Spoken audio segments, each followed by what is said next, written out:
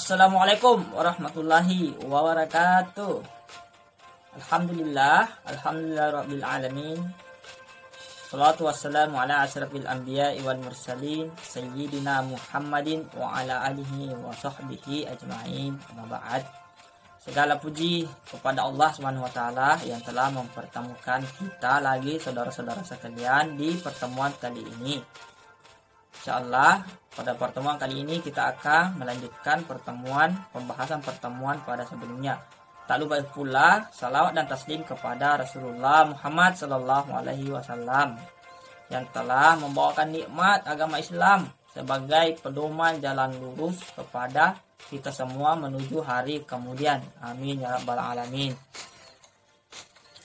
Pada pembahasan kali ini kita tetap berada di motivasi ibadah pada keluarga-keluarga sekalian, baik dari keluarga saya, keluarga teman-teman. Semoga video ini sangat bermanfaat kepada teman-teman yang lain.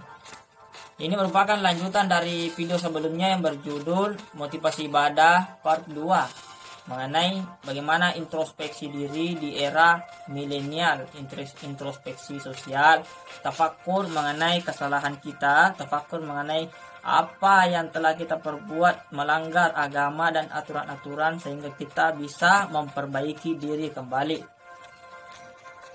Saudara-saudara sekalian, insyaallah pada pertemuan kali ini saya menganggap bahwa ini adalah masalah yang sangat urgent, yang sangat penting kita bahas, yang sangat kita butuhkan dalam kehidupan sehari-hari.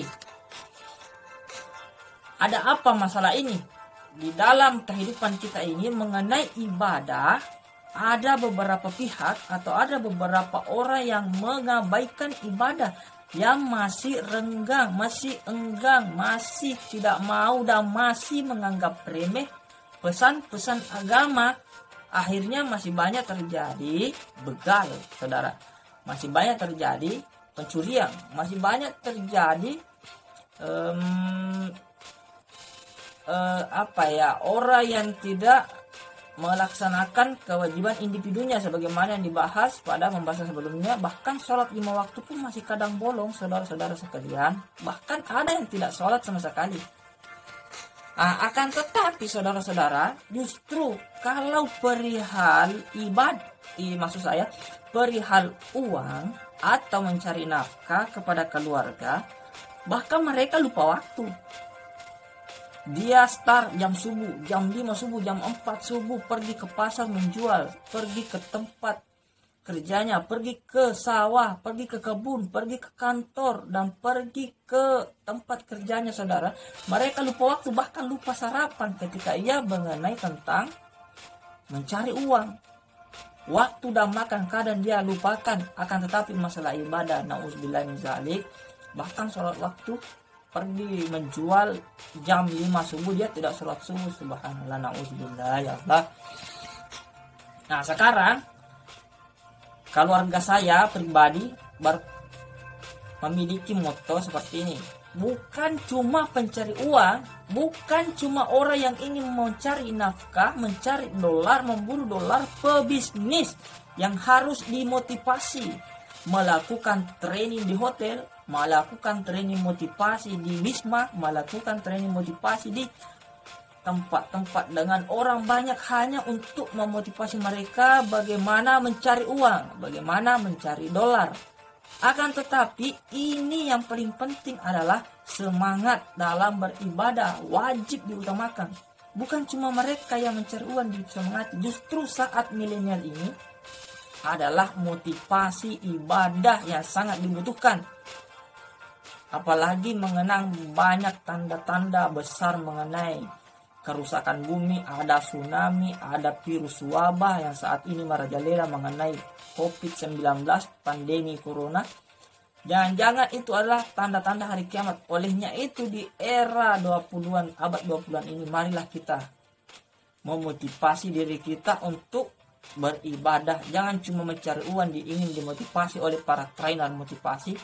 Bahkan yang lebih diutamakan trainer untuk memotivasi kita dalam beribadah kepada Allah Subhanahu wa taala. Saudara-saudara sekalian, Apa solusi yang harus kita perbuat untuk menangani hal ini? Memberikan motivasi kepada kita mengenai ibadah. Pertama,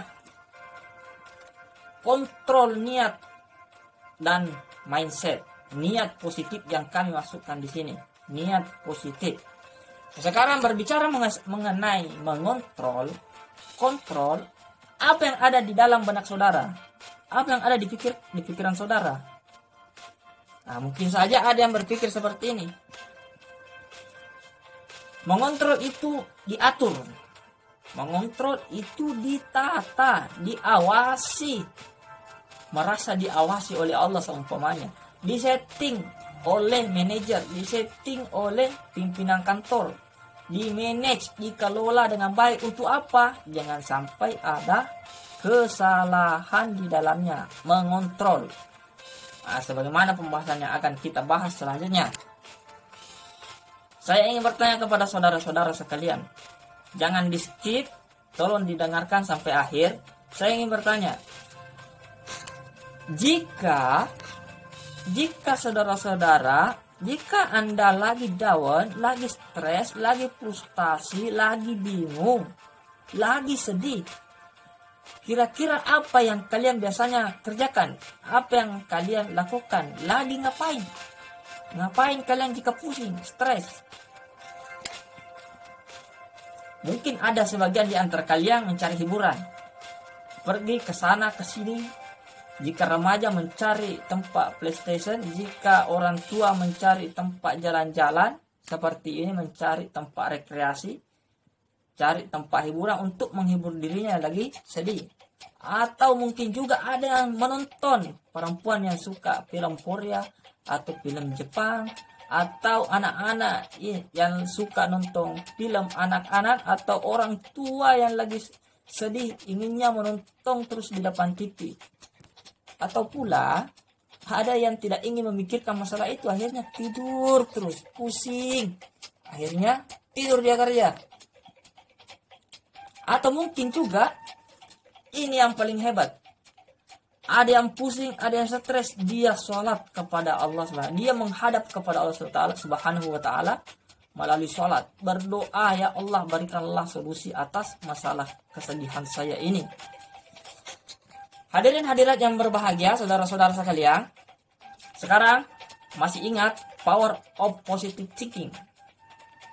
Power of positive thinking atau the magic of thinking big. Ini adalah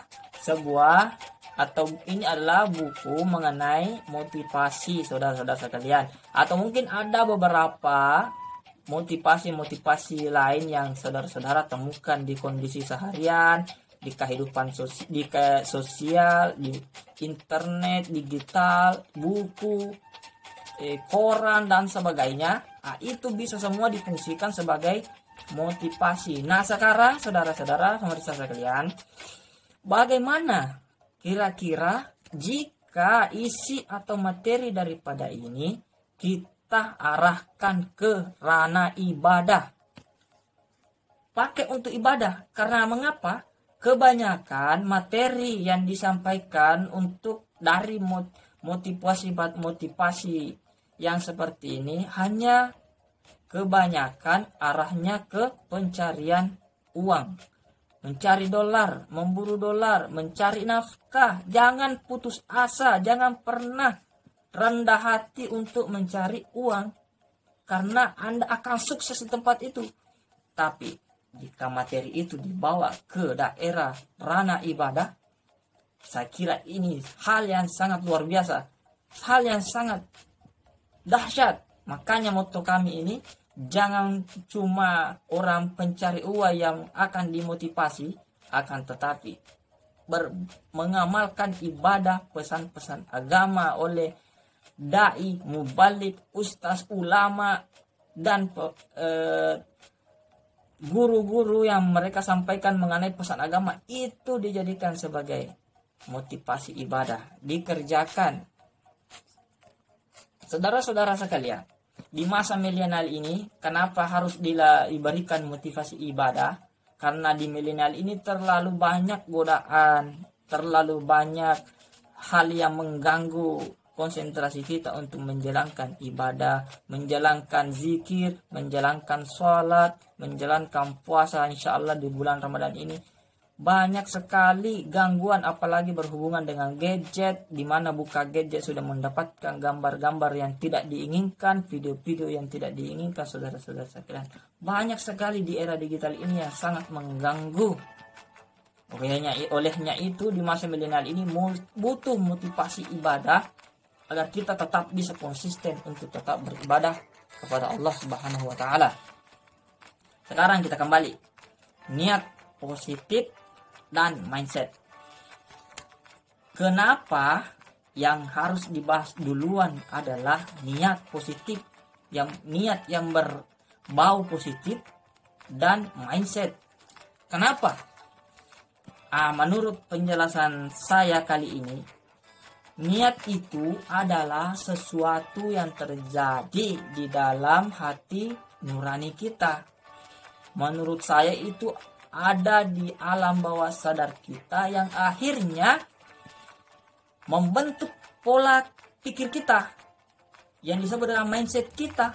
Itulah yang mampu menggerakkan jiwa dan raga kita di kehidupan kita, baik internal maupun eksternal. Coba kita lihat gambaran selanjutnya. Jika Anda berpikir positif, coba Anda kaitkan dengan kehidupan saudara-saudara sekalian. Walaupun sebenarnya video ini tentang keluarga saya juga. Jika kita berpikir positif, maka kemungkinan besar kita akan mendapatkan kehidupan hasil yang positif pada hari itu juga, di waktu itu juga, atau di kehidupan kita selanjutnya. Atau juga kita akan berpikir negatif, kemungkinan besar kita akan mendapatkan kehidupan yang berakhir negatif, saudara-saudara. Atau juga kita akan ragu untuk melaksanakan suatu aktivitas. Akhirnya kita juga mendapatkan hasil yang 50-50. Mungkin juga jalan-jalanlah ceritanya tidak membuahkan hasil.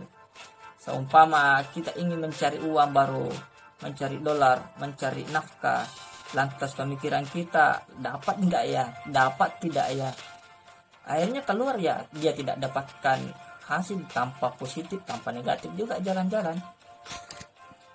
Sekarang ini adalah positif, negatif, ini adalah pola mindset, ini adalah gambaran pemikiran kita, pola pikir kita.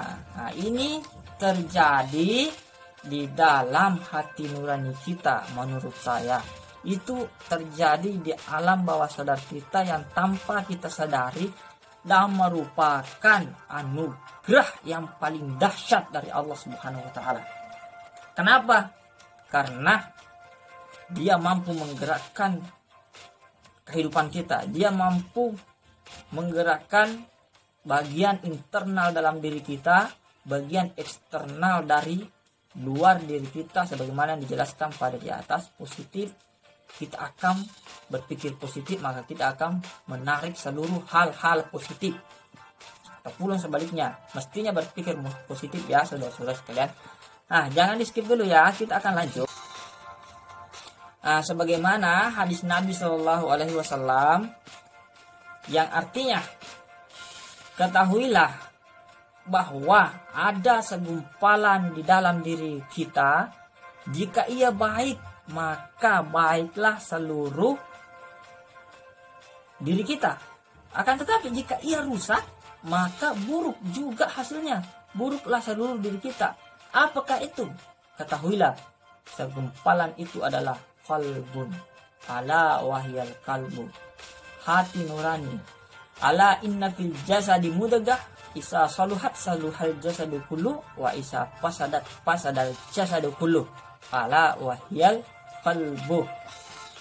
Saudara-saudara sekalian, saya ingin mengkorelasikan dengan pepatah Bugis yang mengatakan, hai saudara-saudara, latu memeni riolo de panatolatu, kita ketika ingin merencanakan sesuatu. Artinya ketika ingin bepergian di suatu tempat, bepergian dan ingin melaksanakan sebuah aktivitas, sebuah kondisi, maka orang Bugis menyarankan letu memang nih yolo dek panotol letu, sampai memang kita harus sampai duluan sebelum kita sampai pada tempat itu. Kita berniat, kita membayangkan, kita berencana seakan-akan diri kita sudah ada di sana dengan positif, hasil positif sebelum melangkah ke sana. Kita sudah sampai di tempat itu dengan hasil yang positif sebelum jasad kita, badan kita berada di tempat yang ingin kita pergi. Itu pepatah Bugis. Nah, ini berkaitan sebenarnya dengan niat. Letu memeni yolo depa nato letu. Itu adalah niat di dalam kalbu kita. Selain menggerakkan bagian internal dan eksternal kita mengenai hati tadi, mengenai niat tadi, ia juga sebenarnya mampu menggerakkan hal-hal yang sebenarnya jika dilogikakan, mampu menggerakkan hal yang mustahil, memikirkan hal yang mustahil. Menurut orang, lebih besar kemauan dibandingkan kemampuan badan. Ingin mengangkat gunung padahal sebenarnya dia tidak mampu mengangkat gunung, anggota badannya tidak mampu mengangkat anggota badannya tidak mampu mengangkat gunung. Itu mustahil. Akan tetapi anggap saja dalam kadar rendahnya, kadar mustahilnya mungkin agak rendah, maksud saya seorang pengangguran ingin mendapatkan uang 100 miliar. Itu saudara-saudara sekalian, atau dalam kadar mustahilnya yang lebih tinggi, ingin memiliki mukjizat seperti Nabi Shallallahu Alaihi Wasallam atau nabi-nabi yang terdahulu, itu hal yang mustahil. Ini bisa saja terjadi jika dikaitkan dengan kehendak Allah Subhanahu Wa Taala, karena Allah Subhanahu Wa Taala yang Maha Kuasa. Bisa jadi terjadi ketika kita berdoa untuk mendapatkan hal-hal yang tak terduga. Itu di luar kehendak kita. Itu kehendak Allah Subhanahu Wa Taala yang bisa dicapai kemungkinan dengan doa. Nah, sekarang kita kembali ke tema utama. Apa korelasi kontrol mindset ini, pemikiran ini mengenai motivasi ibadah? Yaitu kita mengontrol pola pikir kita dari dalam hati kita. Bagaimana beribadah, kita kontrol untuk beribadah. Yang kita pikir hanya beribadah, kita ini ahli ibadah. Contohnya, kita ingin berubah menjadi lebih baik, kita ingin berubah, kita ingin menjalankan ibadah sebaiknya, kita ingin konsisten dalam beribadah, kita ingin tetap memiliki hati yang mengingat kepada Allah Subhanahu Wa Taala di setiap kondisi dan waktu. Maka mulai hari ini apa yang harus kita lakukan? Saya akan menjadi orang yang rajin beribadah. Saya akan rajin beribadah, saudara-saudara sekalian. Mulai dari pagi kita setting bahwa saya akan menjadi rajin beribadah, saya akan menjadi ahli ibadah hari ini dan memperbanyak melaksanakan jenis ibadah. Olehnya itu, saya akan patuh terhadap aturan dan tidak melanggar larangan agama. Saudara-saudara sekalian, saudara-saudara sekalian, salat tepat waktu. Kita akan merubah diri kita untuk tetap tepat waktu dalam sholat. Kalau perlu dekat dengan masjid, kita akan sholat jamaah di masjid. Saya akan berhenti mengganggu dan menyakiti orang lain, menyakiti tetangga, menyakiti orang-orang yang kita temui, menyinggung orang, mengata-ngatai orang, mendengki dan sebagainya. Kita tidak akan lagi ikut dalam kelompok begal, geng motor yang membawa dampak buruk. Kita tidak akan lagi ikut dalam penyabun. Kita tidak akan lagi ikut dalam perjudian. Kita ingin berubah hari ini, rajin beribadah, mengganti hal-hal yang buruk menjadi sebuah ibadah seperti berzikir, ketika juga hadir waktu sholat kita pergi sholat, rajin bersedekah, membantu orang lain, dan yang paling mendasar adalah jangan pernah meninggalkan sholat lima waktu, paling mendasar, dan lain sebagainya. Mungkin banyak hal-hal yang Anda saudara-saudara ketahui bagaimana beribadah. Silahkan mulai hari ini berubah dan menjadi orang yang ahli ibadah. Hadirin hadirat yang sama-sama berbahagia, dengan niat memperbaiki diri, saya ingin memberikan perbandingan kepada saudara-saudara. Ada orang yang cacat akan tetapi mampu sepeda, dia tidak punya kaki, bahkan dia tidak punya tangan, tapi kenapa dia mampu naik sepeda? Ini adalah kesuksesan yang sangat luar biasa. Karena sebenarnya kita orang yang mampu, makanya jangan pernah menganggap remeh kemampuan itu, padahal sebenarnya kita bisa. Bahkan orang buta mampu menghafal Al-Quran. Coba bapak-bapak, saudara-saudara sekalian, cari di internet. Ada orang atau cari video di internet, orang yang cacat mampu melakukan aktivitas, mampu menjahit dan mampu melukis. Orang yang tidak punya tangan, saudara-saudara, itu sebenarnya bisa menjadikan kita termotivasi untuk lebih baik lagi. Apalagi di hal ibadah ini, ada orang buta tapi mampu menghafal Al-Quran. Ada juga orang yang tidak punya kaki tapi mampu berenang, mampu mencari nafkah. Ini semangat yang luar biasa kepada mereka. Akan tetapi saudara-saudara sekalian, kita ini adalah orang yang berbadan lengkap, berjiwa normal. Maka mulai hari ini kita mampu berhasil dibandingkan mereka yang tidak sempurna, mereka yang kurang lengkap, mereka yang cacat. Masa Anda sebagai orang yang berbadan sempurna dikalahkan sama mereka yang kurang lengkap anggota badannya. Saudara-saudara sekalian,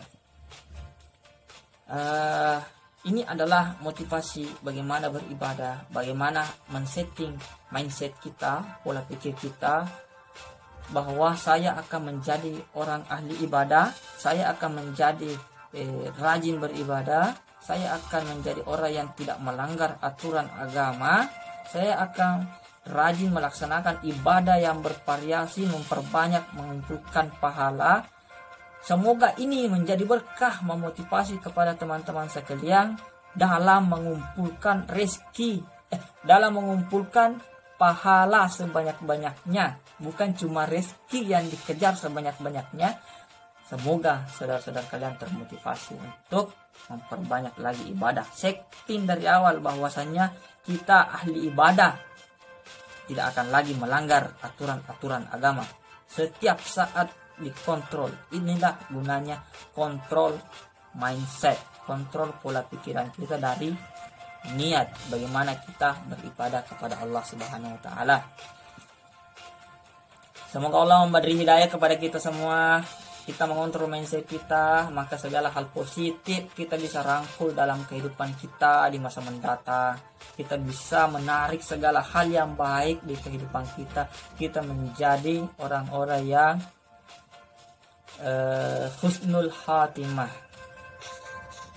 Saudara-saudara sekalian, sekali lagi saya kembali menyebutkan kontrol mindset positif kita setiap saat, bahwa kita ini rajin beribadah, orang yang ahli ibadah, tidak lagi melanggar perintah agama, tidak akan melanggar larangan agama, dan rajin beribadah melaksanakan perintah Allah Subhanahu wa taala. Jazakallah khairan kasiran. Alhamdulillah. Sebelum menutup video ini, saya ingin membacakan beberapa ayat. Saudara-saudara sekalian, jangan di skip dulu ya, karena ini mengandung nasihat-nasihat untuk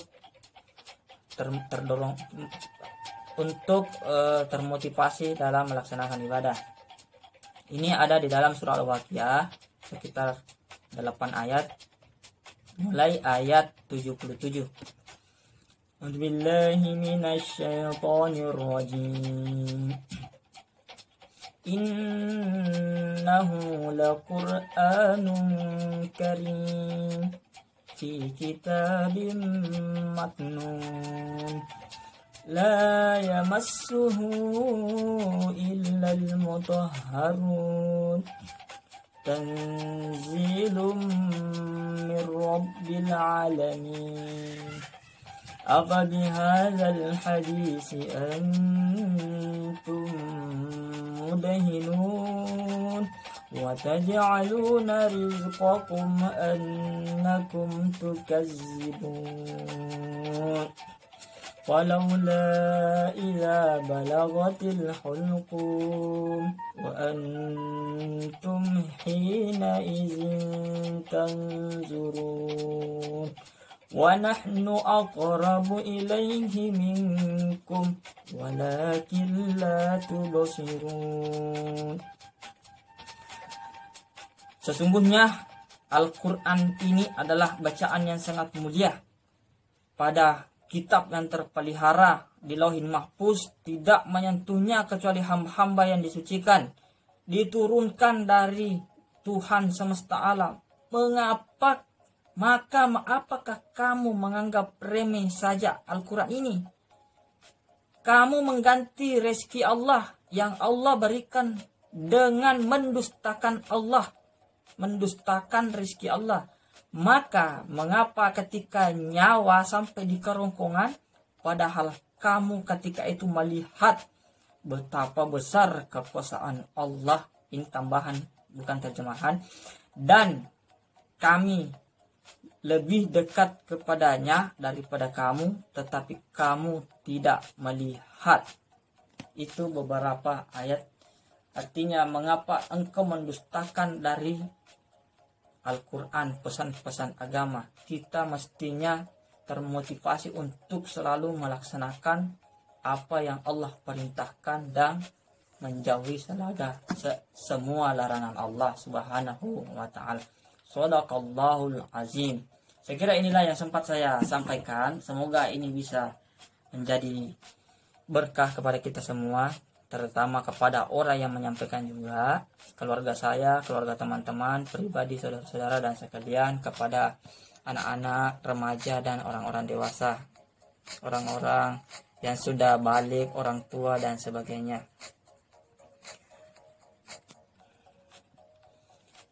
Jangan memberi komentar yang menjatuhkan ya, menjatuhkan teman-teman yang lain, menjatuhkan keluarga yang lain.